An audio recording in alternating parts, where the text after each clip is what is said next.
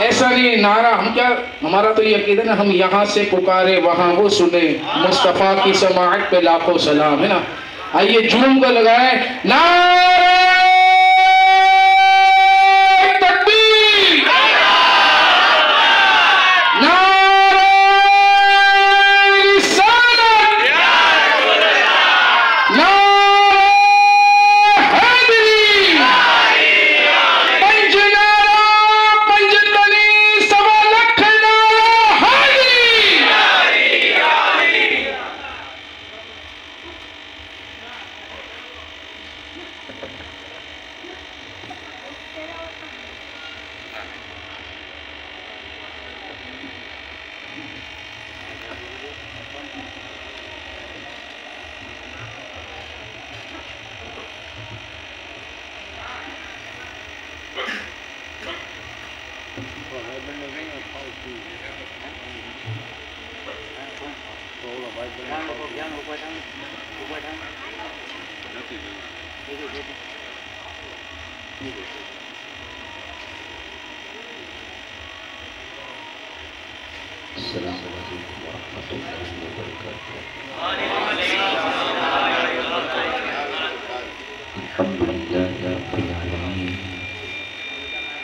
वस्सलातु वस्सलामु अला सय्यिदिल अंबिया वल मुरसलीन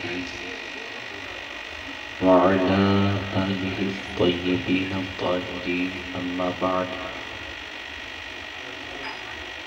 अऊज़ु बिल्लाहि मिनश शैतानिर रजीम, बिस्मिल्लाहिर रहमानिर रहीम। फंकिहू मा ताब लकुम मिनन निसा, सदक़ल्लाहुल अज़ीम व सदक़ रसूलुहुन नबियुल अमीनुल करीम व नहनु अला ज़ालिका लमिनश शाहिदीन वश्शाकिरीन वल्हम्दुलिल्लाहि रब्बिल आलमीन।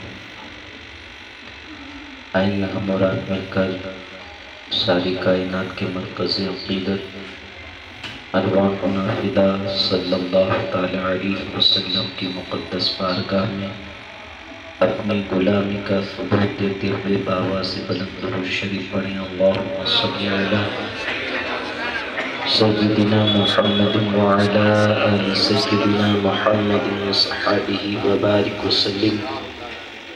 सलातु व सलामुन अलैका या हबीबी या रसूलल्लाह सल्लल्लाहु अलैहि वसल्लम। और एक मर्तबा नबी और आले नबी की बारगाह में झूमकर पढ़ें। अल्लाहुम्मा सल्लि अला सय्यिदिना मुहम्मदिन व अला आलि सय्यिदिना मुहम्मदिन व सहाबिही व बारिक व सल्लिम। सलातु व सलामुन अलैका या रसूलल्लाह सल्लल्लाहु अलैहि वसल्लम। और एक मर्तबा हुसूल बरकत के लिए पढ़ें। अल्लाहुम्मा सल्लि अला सय्यिदिना मुहम्मदिन व अला आलि सय्यिदिना मुहम्मदिन व सहाबिही व बारिक व सल्लिम। सलातु व सलामुन अलैका या रसूलल्लाह सल्लल्लाहु तआला अलैहि वसल्लम। हमें करनी है शहंशाहे बतहा की रज़ा जोई, हमें करनी है शहंशाहे बतहा की रज़ा जोई। गल वो हो गए अपनी तो रहमते परवरदिगार अपनी। और मैंने एक शेर कहा है शादी के हवाले से कि सुन्नते मुस्तफ़ा है शादी, सुन्नते मुस्तफ़ा है शादी, सुन्नते अंबिया है शादी। गर हो खुराफात से दूर तो खाना आबादी है शादी। गर हो खुराफात से दूर तो खाना आबादी है शादी। पढ़िए बाबा से बुलंद और शरीफ। अल्लाहुम्मा सल्लि अला सय्यिदिना मुहम्मदिन व अला आलि सय्यिदिना मुहम्मदिन व अस्हाबिही व बारिक व सल्लिम। सलातु व सलामुन अलैका या रसूलल्लाह सल्लल्लाहु तआला अलैहि वसल्लम। हज़रात मोहतरम, खुतबा मुसन्ना के बाद इस आये करीमा तिलावत करने का शर्फ हासिल किया। रब्बिल कदीर इरशाद फरमाता है फन्किहू मा ताब लकुम मिनन निसा। परवरदिगार आलम इरशाद फरमाता है जो औरतों में से तुम्हें पसंद आए उनसे निकाह करो। गोया कि अल्लाह तबारक व तआला इस आए करीमा में निकाह का हुक्म अता फरमा रहा है। इस्लाम के अंदर निकाह एक अहम चीज है, निकाह बहुत बड़ी चीज है। इसीलिए तो अल्लाह के रसूल सल्लल्लाहु तआला अलैहि वसल्लम ने इरशाद फरमाया कि अन-निकाहु मिन सुन्नती फमन रग़िबा अन सुन्नती फलैसा मिन्नी। अल्लाह के रसूल इरशाद फरमाते हैं कि निकाह मेरी सुन्नत है, और जो इस सुन्नत से दूर हो गया, जिसने इस सुन्नत से एराज किया, अल्लाह के रसूल इरशाद फरमाते हैं वो हमारी सोसाइटी से दूर हो जाए, वो हमारी सोसाइटी से निकल जाए। यही वो निकाह है जिसके हवाले से अल्लाह के रसूल सल्लल्लाहु ताला अलैहि वसल्लम इरशाद फरमाते हैं, ऐ लोगों निकाह करो। अगर तुम निकाह करोगे अल्लाह तुम्हारी गुर्बत को दूर फरमा देगा, अल्लाह तबारक व तआला तुम्हारे माल में बरकत अता फरमाएगा। पता चला कि जो शादी करता है अल्लाह तबारक व तआला उससे गुर्बत को दूर फरमा देता है, अल्लाह तबारक व तआला उसकी रोशियों में बरकत अता फरमाता है। निकाह के हवाले से ज्यादा हदीसें न पढ़ते हुए एक हदीस पाक पढ़ने की सआदत हासिल करूंगा। हजरत अबू हुरैरा रज़ियल्लाहु ताला अन्हु से रिवायत है कि अल्लाह के रसूल सल्लल्लाहु ताला अलैहि वसल्लम ने इरशाद फरमाया कि निकाह 4 बुनियादों पर किया जाता है। एक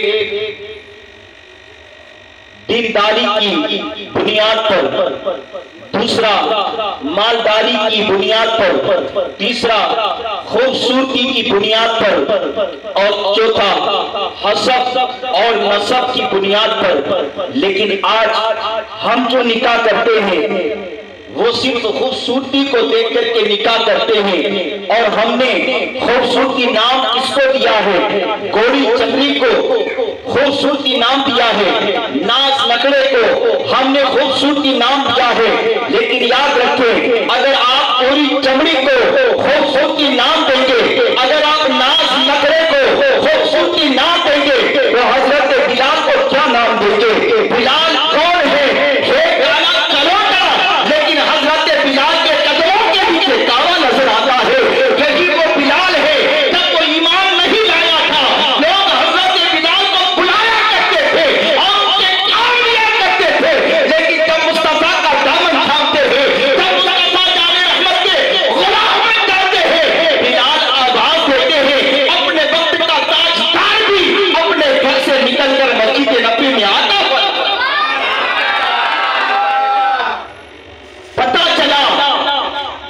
खूबसूरती ये गोरी चमड़ी का नाम नहीं है, खूबसूरती ये नाच नखरे का नाम नहीं है। खूबसूरती नाम किसका है? याद रखे, खूबसूरती तकवा का नाम है, खूबसूरती तहारत का नाम है, खूबसूरती अल्लाह से डरने का नाम है, खूबसूरती इश्क़ रसूल का नाम है। याद रखे, जो तकवा हासिल कर लेता है, जो परहेज़गारी हासिल कर लेता है, अल्लाह तबारक व तआला उस शख्स को अपना महबूब बंदा बना लेता है। अल्लाह तबारक व तआला उस बंदे को अपना प्यारा बंदा बना लेता है। लेकिन आज हमने खूबसूरती, नाज नखरे और गोरी चमड़ी को नाम दिया है। आज जब लड़की की तलाश में लोग जाते हैं तो ये देखते हैं कि लड़की गोरी है या नहीं है।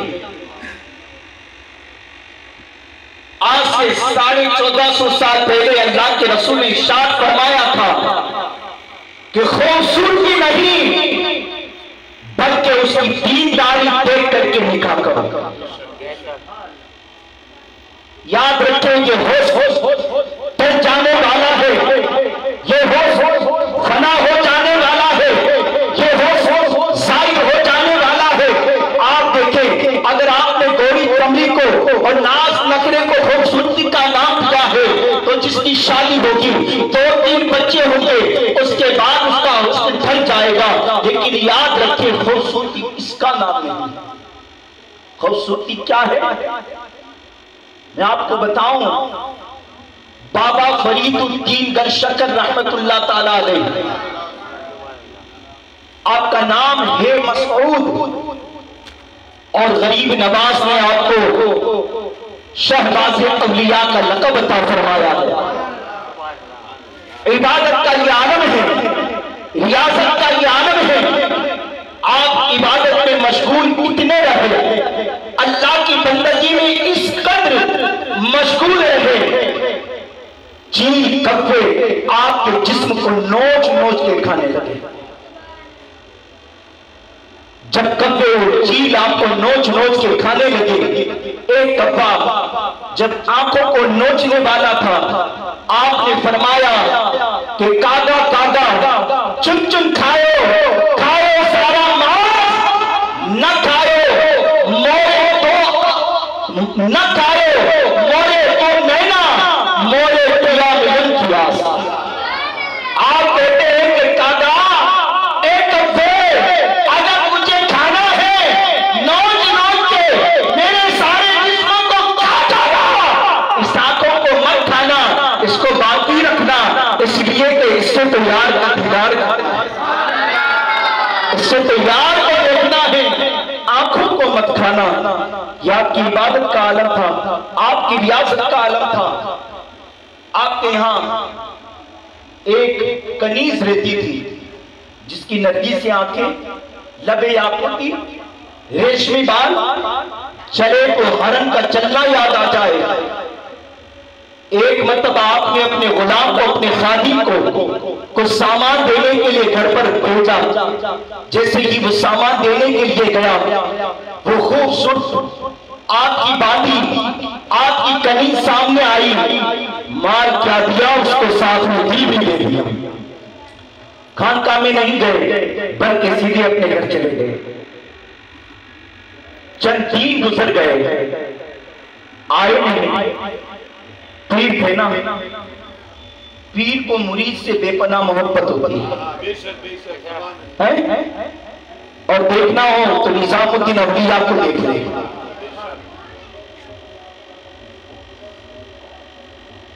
और बहुत से मुरीद ऐसे भी होते हैं जो तसव्वुर करते हैं कि पैसे वाला होता है उससे पीर मोहब्बत करता है, लेकिन बाप की मोहब्बत और पीर की मोहब्बत को हर कोई नहीं समझ सकता।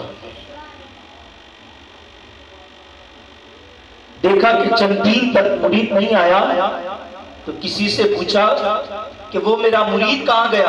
कहा हुजूर वो तो बिगड़ गया। कहा कैसे? कहा उसने आपकी लोटी को दिल दे दिया है, आपकी बांदी को दिल दे दिया है। आपने उसको बुलाया, बुलाने के बाद कहा क्यों नहीं आता है? नहाने की वजह क्या है? तो हुजूर गुस्ताखी माफ करे, आपकी कनीज पर मेरा दिल आ गया है। आपने फरमाया कि नाजायज मोहब्बत को जायज मोहब्बत में तब्दील कर देते हैं, यानी तेरा निकाह उसके साथ कर देते हैं। कहा हुजूर ये तो बहुत अच्छा होगा। आपने कहा एक मर्तबा उसको देख लो। उसको बुलाया गया, क्या हुस्न जमाल था, नरगिस सी आंखें हैं, लबे याकूती है, चलती है तो हिंदी की याद आती है, चलती है तो हुस्न बिखेरती है।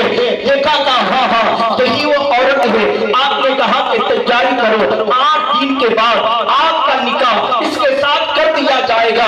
कहा ठीक है हुजूर वाला। अब ये चला गया और बाबा फरीद ने एक हांडी अपनी मुरीदा को दे दी, कनीज को दे दी, और साथ में पेट साफ करने की दवाई भी दे दी, जुलाब की दवाई भी दे दी कि रोजाना इसको खाना है। और जब दस्त लगे, जब पाखाना लगे तो इसे हांडी में पाखाना करना है। आप अच्छी तरह जानते हैं और अच्छी तरह समझते हैं, जिसको दिन में 2-3 लूज मोशन हो जाए, 2-3 पाखाने हो जाए, उसकी हालत क्या होगी? ये पाखाना करती हांडी में और उस हांडी को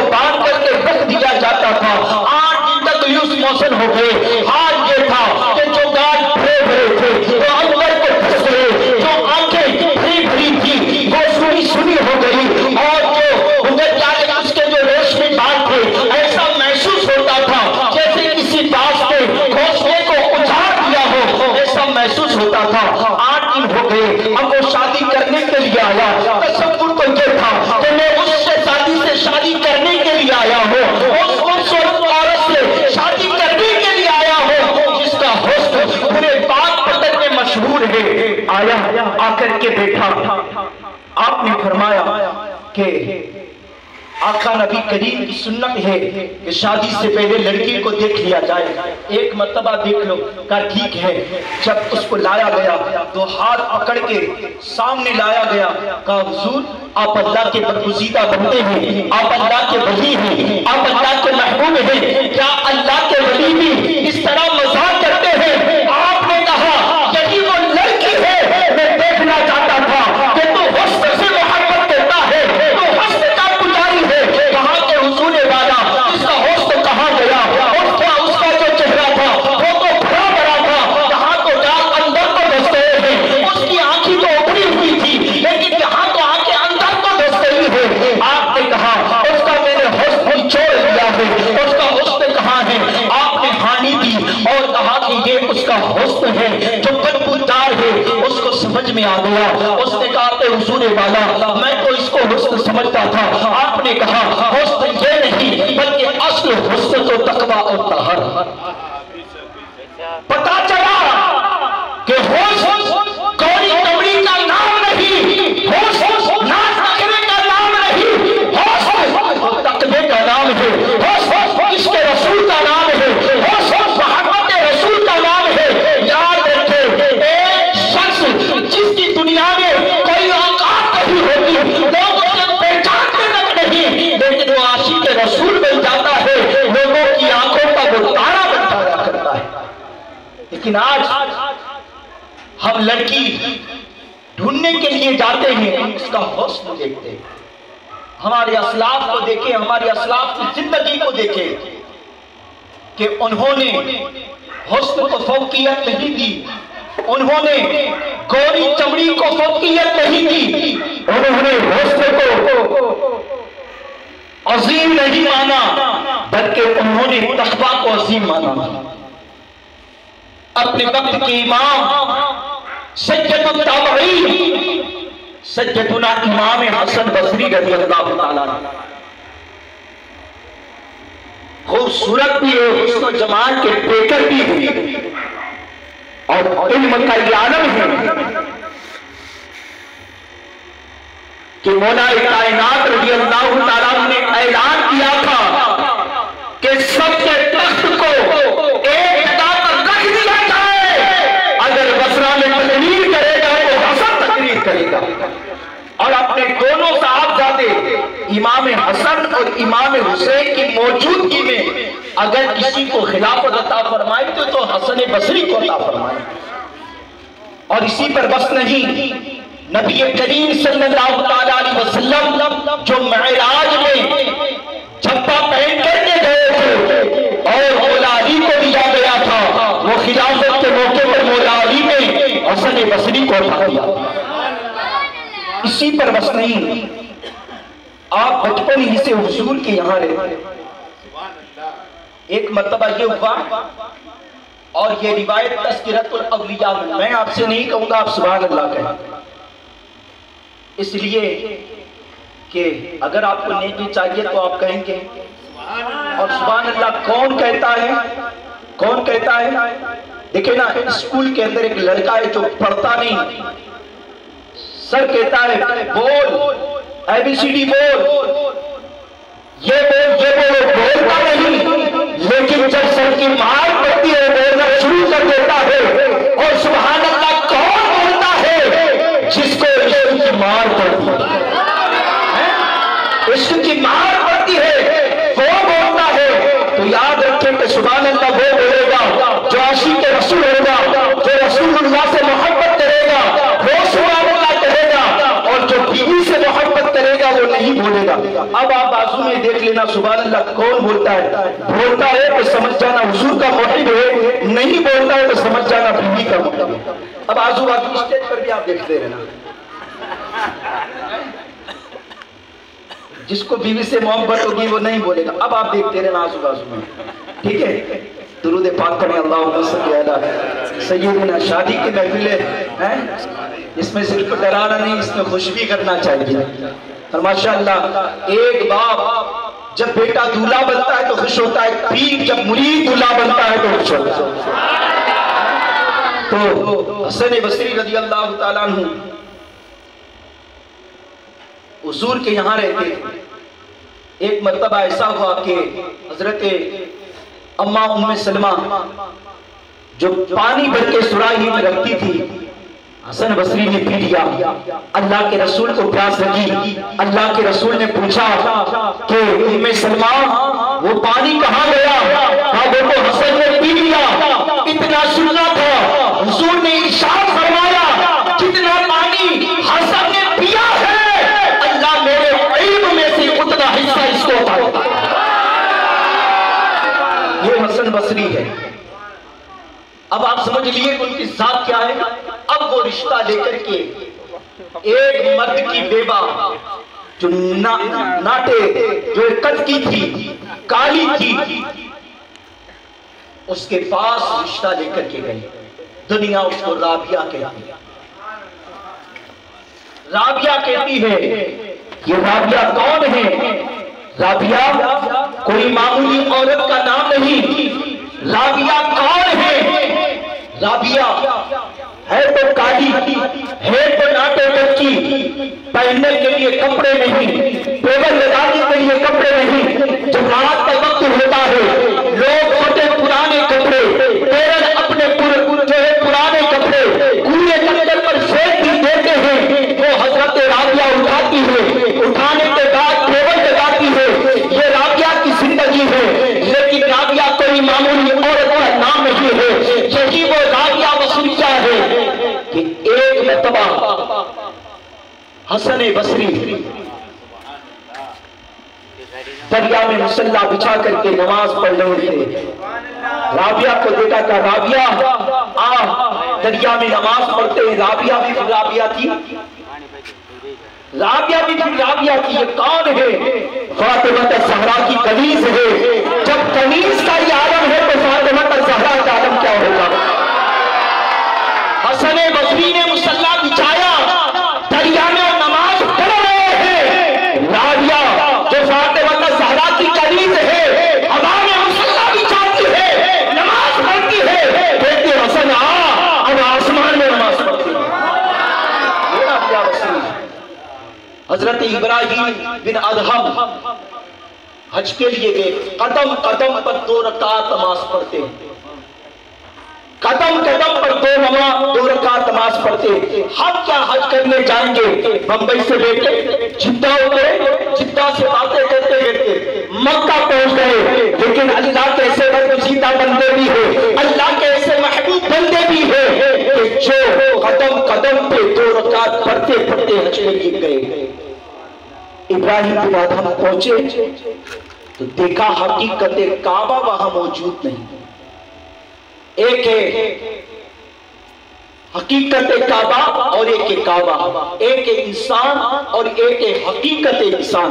इंसान नाक, हाथ, कान, पेट, सर, ये इंसान है। और हकीकत इंसान, रूह को हकीकत इंसान कहते हैं। अगर इंसान के जिस्म से रूह निकल जाए तो इंसान मुर्दा हो जाता है। और काबिल की रूह सबको नजर नहीं आती। जब इंसान की रूह नजर नहीं आती तो काबिल की रूह कैसे नजर आ सकती है? इब्राहिम बिन अदहम पहुंचे, हकीकत काबा को नहीं देखा। अल्लाह की बारगाह में अर्ज किया, मेरे परवरदिगार आलम, मैं इस दीवार के इर्द-गिर्द चक्कर लगाने के लिए नहीं आया हूं, बल्कि हकीकत काबा को देखने के लिए आया हूं।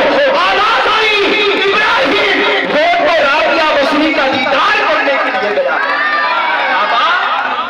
राबिया बसरी का दीदार करने के लिए गया है। राबिया जब मक्का में पहुंची और सरहद मक्का पर पहुंची और जब देखा कि काबा इस्तकबाल करने के लिए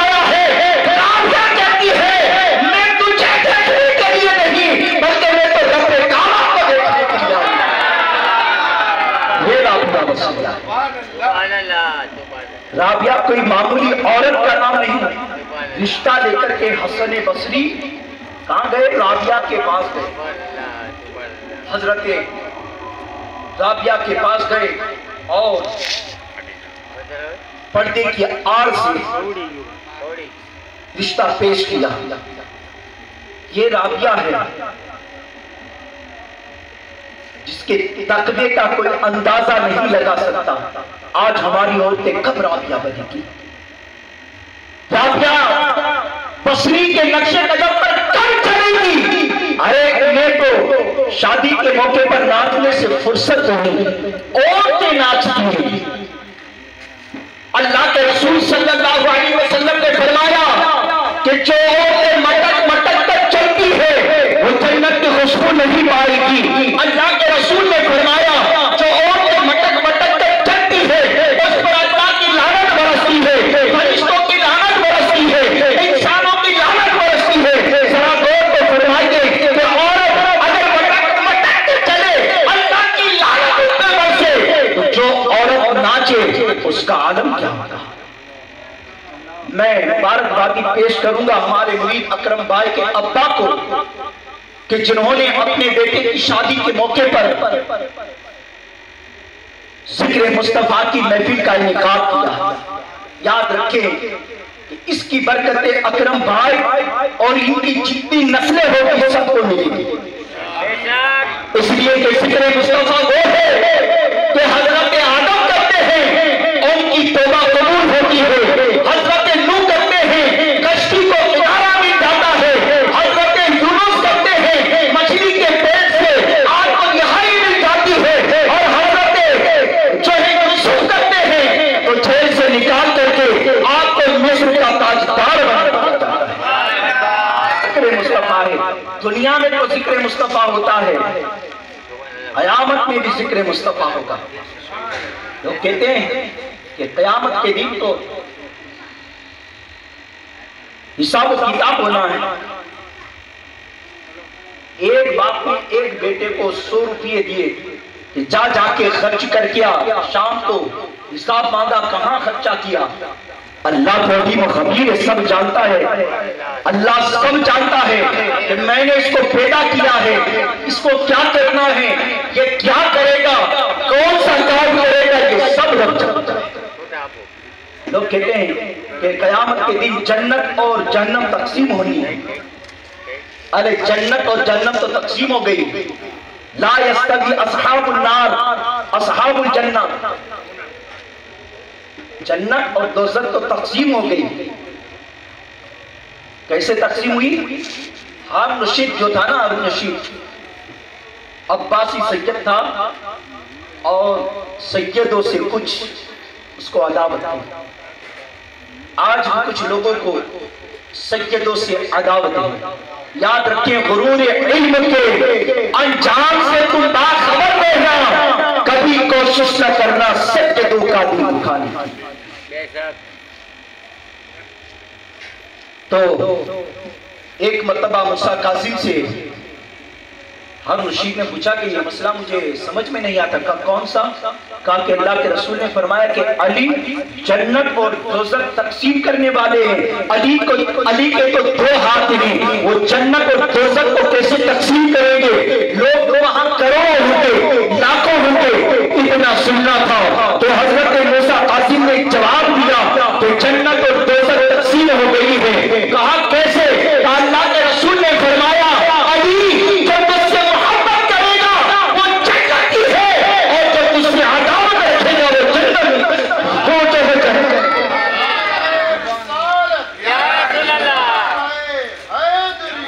पता चला कि जन्नत और दोज़ख तो तकसीम हो गई। अब कयामत में क्या होना है? कयामत में क्या होना है? कयामत में हुजूर की शान बयान है। यहाँ हम जो कर रहे हैं ना शान बयान, वहां भी शान बयान होनी। किस कदर होनी है? कल कयामत के दिन नफ्सी नफ्सी का आलम होगा, हर कोई नफ्सी नफ्सी कर रहा होगा। यहाँ तक कि हजरत इब्राहिम भी नफ्सी नफ्सी कर रहे होंगे। इसीलिए तो इमाम फरमाते हैं कि वो जहन्नम में गया उनसे जो मुस्तगनी हुआ है खलीलुल्लाह को हाजत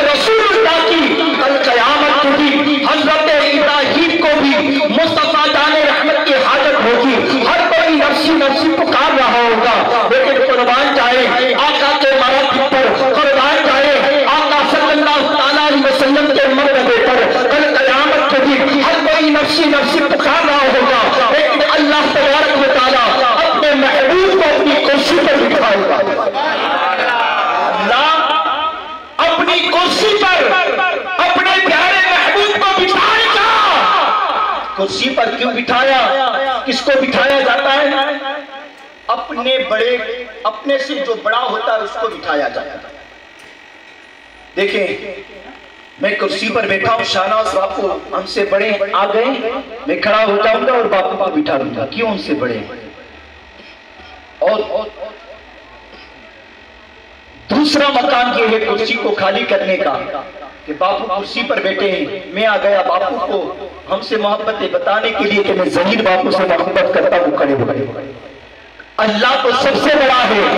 अल्लाह मोहब्बत की बिना पर अपने महबूब को बिठाएगा और फरमाएगा, ऐ महबूब, आज हिसाबों किताब नहीं लिया जाएगा, जिसको तू जन्नती बना देगा वो जन्नती बन जाएगा। आज तो तेरा जिक्र किया जाएगा, आज तो तेरा मकाम दिखाकर तुम्हें बिठाया जाएगा। इसीलिए हज़रत हसन फरमाते हैं, फकत इतना सबब है इन्हें कादे में महशर का, फकत इतना सबब है इन्हें कादे फख्र महशर का, और उनकी शान महबूब भी दिखाई जाने वाली। तो कल क़यामत में भी हुजूर की शान दिखाई जाने वाली है, वहां पर हुजूर का जिक्र होगा। तो आज जो जिक्र की ये महफिल है, इसकी बरकतें इनको, इनके अब्बा को और इनके खानदान वालों को मिलती रहेगी। तो मैं अर्ज कर रहा था कि राबिया की बारगाह में हसन बसरी पूछे और पर्दे की आड़ से पैगाम भेजा। आज आप देखें कि औरत यहाँ पैगाम लेकर के गए, रिश्ता हुआ, चंद ही दिनों में फोन आ गया, लड़का और लड़की दोनों बातें कर रहे हैं। फिर होता क्या है, बहन की शादी है, जो मंगेतर है वो रुकने के लिए आती है। ये हराम है, न लड़की से आप बात कर सकते हैं, न लड़की को आप देख सकते हैं। मतलब देख लिया, बात खत्म हो गई। इस रिवाज को आप निकालने की कोशिश करें। मंगेतर है, उसको गाड़ी पर लेकर के घूमने जाते हैं, शादी के बाद जो होना है शादी के पहले होता हुआ नजर आता है। अपनी सोसाइटी से जितने आगे वाले हैं, जितने भी जिम्मेदार हैं, वो इस रिवाज को निकालने की कोशिश करें। न फोन दिया जाए, और फोन की वजह से मेरे पास तो लोग इलाज वाले आते हैं, मुझे पता है, इसी की वजह से फिर मंगनी टूट जाती है। इस रिवाज को निकालने की कोशिश करें। वो आपकी मंगेतर है, आपकी बीवी नहीं, तो फिर शादी करने का मतलब क्या? इजाब कबूल क्यों किया जाता है? इस रिवाज को निकालने की कोशिश करें। हसन बसरी ने पर्दे की आड़ से पैगाम दिया, राबिया मैं आपसे शादी करना चाहता हूं। राबिया ने कहा, हसन तो बड़ा खूबसूरत है, आलिम है, मुत्तकी है, परहेजगार है, खूबसूरत लड़कियां, अमीरों रईस की लड़कियां तुझे मिल जाएगी। मैं तो एक नाटे कतकी हूं, मैं तो एक बेवा हूं। हसन बसरी ने इसरार किया तो राबिया ने कहा, 3 सवाल के जवाब दे दो, मैं तैयार। कौन से सवाल? पहला मेरा सवाल यह है कि बताओ, मैं राबिया जन्नती हूं कि जहन्नमी हूं? आज अगर हमसे कोई पूछ ले कि आप जन्नती है तो कि जहन्नमी है, हम क्या जवाब देंगे? ये महफिलें क्यों सजाते हैं? बापू के मुरीद क्यों बनते हैं? सादात से मोहब्बत क्यों करते हैं? यही हमारा जवाब होगा। फिर दूसरा सवाल ये किया, कल क़यामत के दिन जो नामाए आमाल मिल रहे हैं वो मेरे दाहिने हाथ में मिलेंगे कि बाएं हाथ में मिलेंगे? तीसरा सवाल मेरा ये है कि मैं जब पुरज़रात से गुजरूंगी तो कट के गुजरूंगी या सलामती के साथ पार हो जाऊंगा? हमारे और आपके जैसा कोई होता ना, सीना ठोक करके कहता कि नामाए अमाल उनके हाथ में ही मिलने दाए हाथ में, इसलिए कि मैं रसूलुल्लाह का गुलाम हूँ। जन्नत में हमें ही जाना और किसको जाना है, पुल सिरात का रास्ता हमें ही पार करना है। लेकिन देखें हसन बसरी आम इंसान का नाम नहीं, आम मोमिन का नाम नहीं, वो सय्यदुत ताबईन है, सय्यदुल उलमा है, सय्यदुल अखयार है। हसन बसरी गौसे आज़म के पीरों में से। हसन बसरी ने क्या जवाब दिया सुने। हसन बसरी का राबिया, मुझे अपने हवाले से पता नहीं कि मैं जन्नत में जाऊंगा कि जहन्नम में जाऊंगा, तेरे हवाले से कैसे बता सकता हूं। राबिया, मुझे अपने हवाले से पता नहीं कि मेरे नामाए अमाल मेरे दाएं हाथ में दिए जाएंगे कि बाएं हाथ में दिए जाएंगे, मुझे पता नहीं, तेरे हवाले से कैसे बता सकता हूं। राबिया, जब मुझे अपने हवाले से पता नहीं कि पुल सिरात से मैं पार हो जाऊंगा या कट के गिर जाऊंगा, राबिया तेरे हवाले से कैसे बता सकता हूं। जब सुना तो राबिया ने कहा कि मुझे इतनी बड़ी घाटी से गुजरना है, इतना बड़ा इम्तिहान देना है, तो हसन अभी मुझे तैयारी करनी, जाओ किसी और लड़की को पैगाम दो, लड़कियां मिल जाएंगी। ये राबिया बसरिया है कि आखिरत को सामने रख करके रिश्ते को ठुकरा दिया। लेकिन आज हमारी नौजवान बच्चियां, एक नौजवान को जब वो ज़िना की दावत देता है तो उसकी उंगली पकड़ के वो जाती हुई नजर आती है। आज देखें कि हमारी नौजवान लड़कियां गैरों के साथ जाती हुई नजर आती है। वजह क्या है? हमारे घर के अंदर इस्लामी माहौल नहीं। अगर घर के अंदर इस्लामी माहौल को हम ध्यान देंगे, अगर हमारी औरतों को फातिमा ज़हरा की सीरत पढ़ाएंगे तो फिर औरतें किसी गैर को लेकर के नहीं भागेगी, बल्कि वो औरतें फातिमा ज़हरा की कनीज बन के दूसरी औरतों को भी सुधारती हुई नजर आएगी। जरूरी ये है कि हमारे घर में इस्लामी माहौल पैदा करें। तो मैं ये अर्ज कर रहा था कि हमारे असलाफ ने भी तकवे को मुकद्दम रखा। उन्होंने ये नहीं देखा कि हुस्न है तो हुस्न वाली को हम पैगाम दें, तो हमें भी ये चाहिए कि अगर हम भी शादी करें तो दीनदार औरत को तलाश करें, दीनदार औरत को देखें। और याद रखें कि आज हमारी लड़कियां भी तलाश किसको करती है?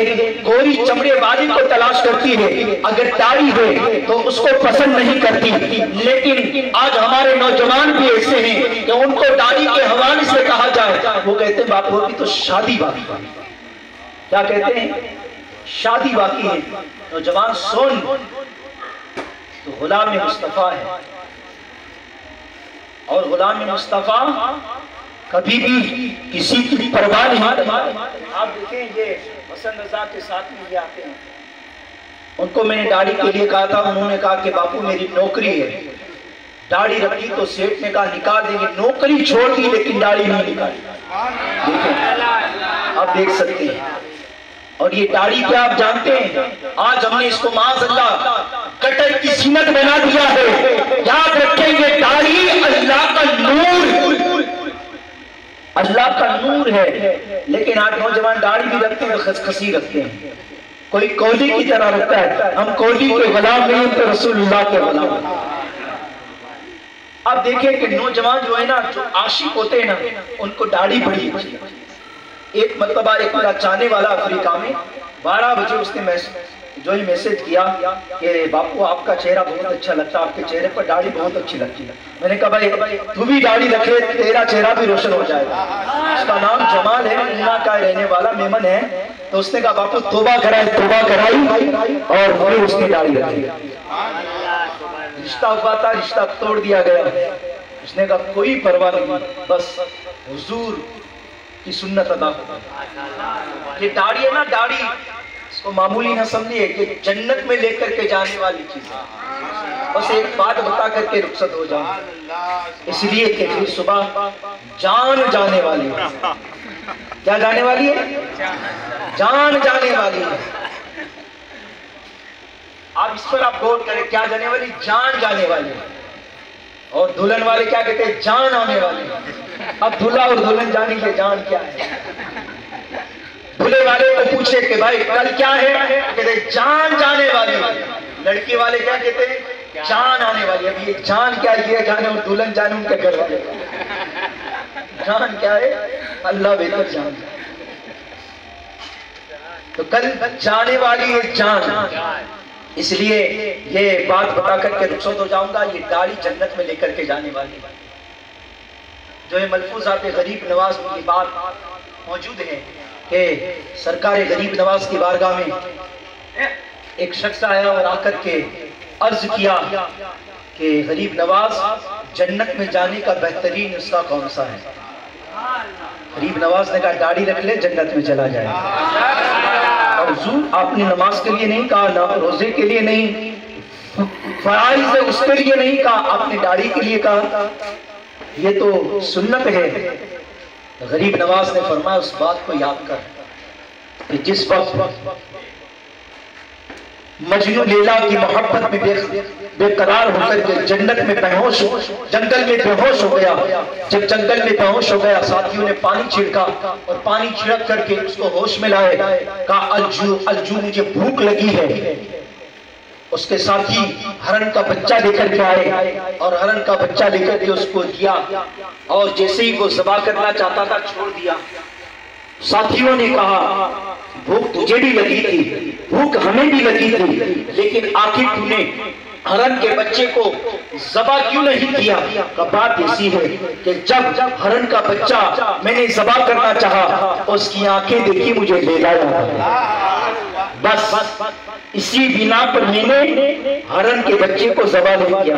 गरीब नवाज ने फरमाया अब इस तरफ आ, कल कयामत का दिन होगा, एक आशिक रसूल होगा, एक मुहिब्ब रसूल होगा, दाढ़ी चेहरे पर होगी, न नमाज होगी, न रोजा होगा, न हज होगा, नेक कोई अमाल नहीं होंगे, लेकिन किसी आशिक रसूल की तकरीर में सुना होगा दाढ़ी रख लो, मुस्तफा जाने रहमत की सुन्नत है। बस मुस्तफा की सुन्नत को अदा करते हुए उसने दाढ़ी रखी होगी। कल कयामत का दिन होगा, फरिश्ते उसको जन्नत की तरफ लेकर के जा रहे होंगे।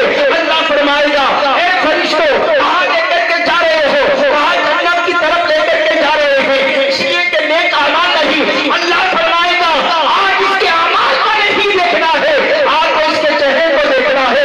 इसलिए इसका चेहरा मेरे महबूब के चेहरे की तरह है। बस इसके बिना पर इसको हमने जन्नत की तरफ जो शख्स दाढ़ी रखेगा अल्लाह कल क़यामत के दिन उसे जन्नत अता फरमाएगा। नौजवानों चेहरे को दाढ़ी से सजा लो।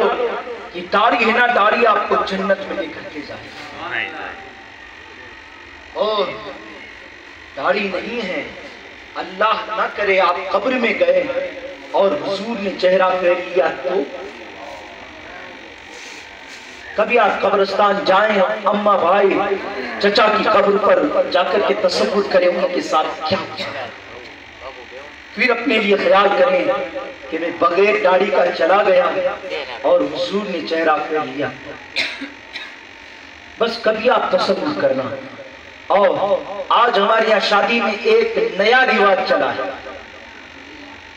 दूल्हे के कलमे का ठिकाना नहीं, दूसरा तीसरा चौथे कलमे में तो नानी मरती। अक्सर देखा जाता है कलमे होता है ना ऐसा। और सिफत ईमान मुजमल और मुफस्सल दोनों पढ़ाते हुए उनको ऐसा लगता है वापस कुरान की आयतें पढ़ते हैं।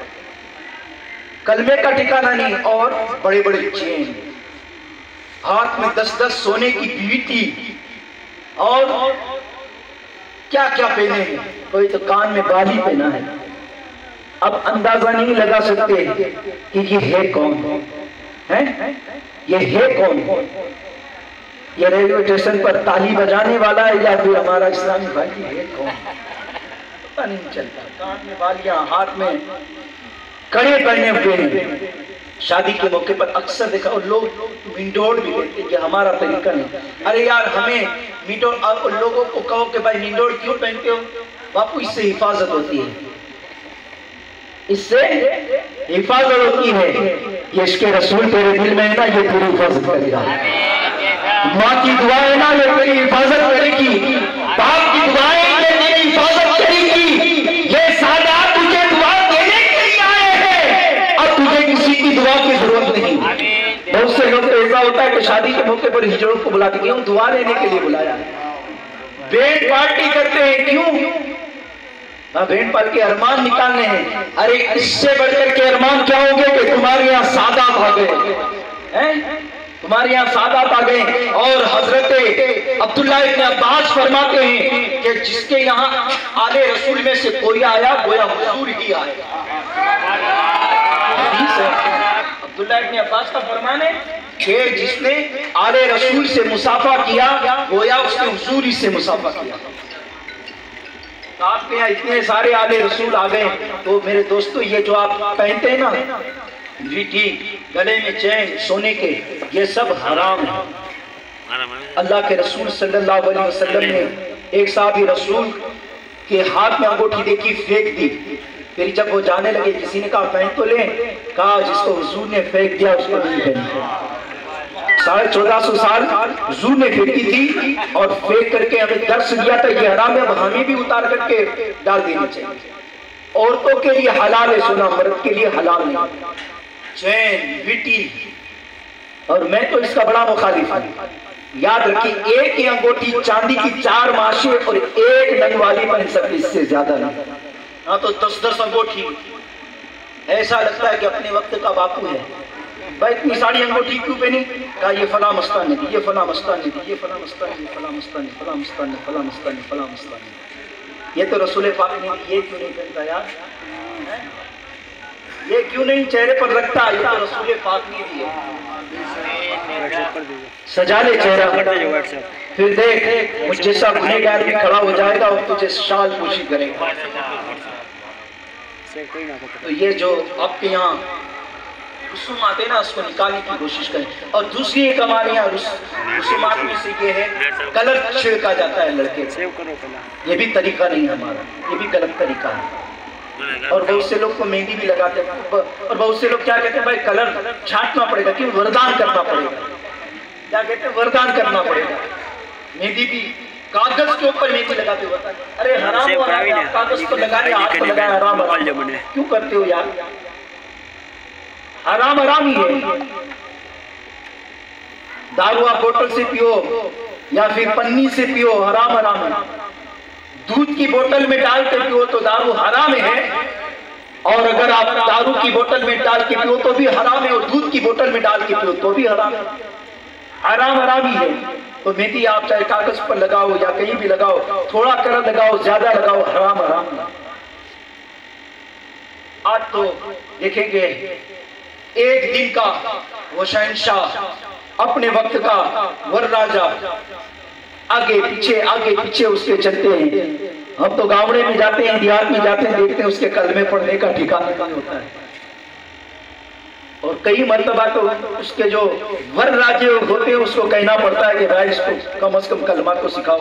एक इधर से पंखा, एक उधर से पंखा, तो पंखा बाद में करना है, इसको कलमे सिखाओ।